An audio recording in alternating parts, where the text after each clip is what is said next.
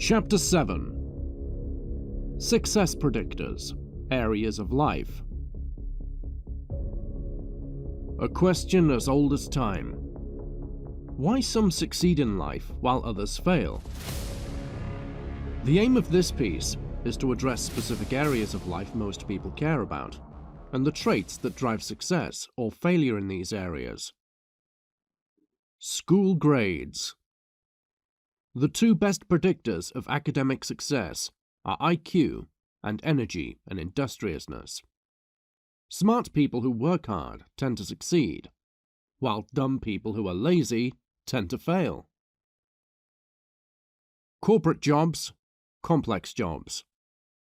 In most corporate jobs, complex jobs, the two best predictors of success are IQ and energy industriousness. Notice that the best predictors of academic success and the best predictors of success in complex jobs are the same. People who do well in school tend to also do well in the corporate world. This is not because the knowledge gained in school enhances performance in the corporate world. It doesn't. Most of the information you learn in school has no real-world application. It is because the traits that enable a person to succeed in school also enable a person to succeed in the corporate world. A high IQ and the energy to work 60+ hours a week. Addendum. Low neuroticism, low agreeableness, and being good-looking are also advantages for succeeding in the corporate world. Having a high stress tolerance, being willing to harm others for one's own gain, and benefiting from the halo effect of physical attractiveness, all boost lifetime earnings. Job interviews. Despite what hiring managers might tell you, job interviews do not select for competence. They select for likability. The correlation between success in job interviews and performance in most complex jobs is dead zero. IQ and energy industriousness are what predict success in complex jobs.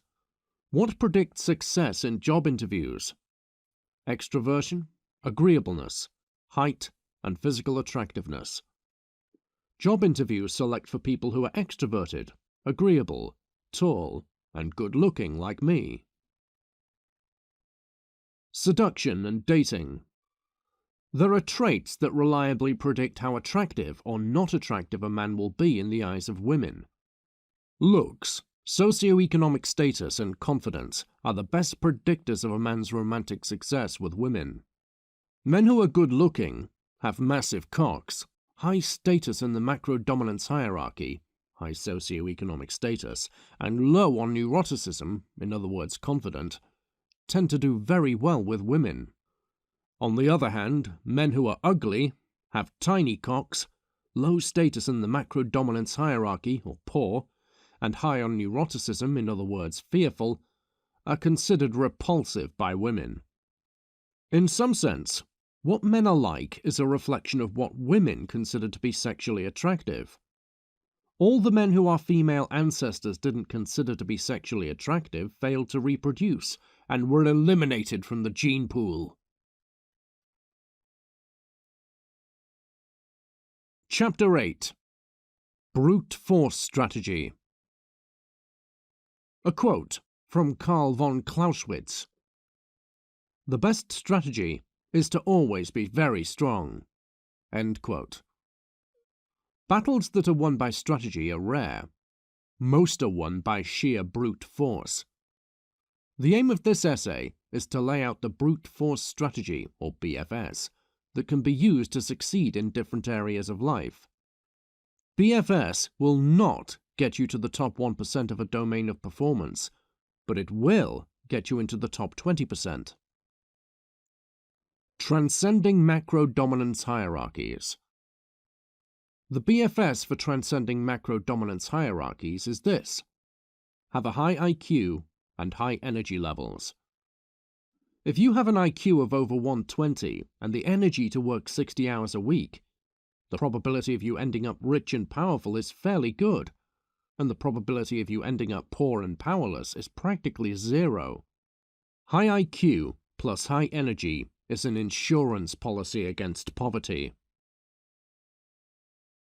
Seduction. The BFS for seduction is this: be extremely good looking, have a massive cock, and have high status in the macro-dominance hierarchy. If you are a man who is handsome and high status, like me, getting women to sleep with you will be laughably easy. If you are a man who is ugly and low status, getting women to sleep with you will be impossible. Sales work. The BFS for sales is this: be good looking, be extroverted, and have high energy levels. If you are a sales rep who is good looking, enthusiastic and extroverted, and who has the energy to work over 60 hours a week, the overwhelming probability is you will be in the top 20% of sales reps.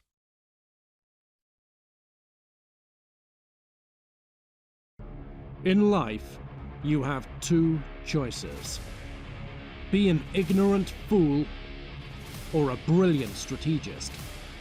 Buy the audiobook now to learn how to be the latter. Scroll down to find the link in the description. Click on the link. Purchase it now. Listen to the entire audiobook from start to finish. Then, watch your life transform.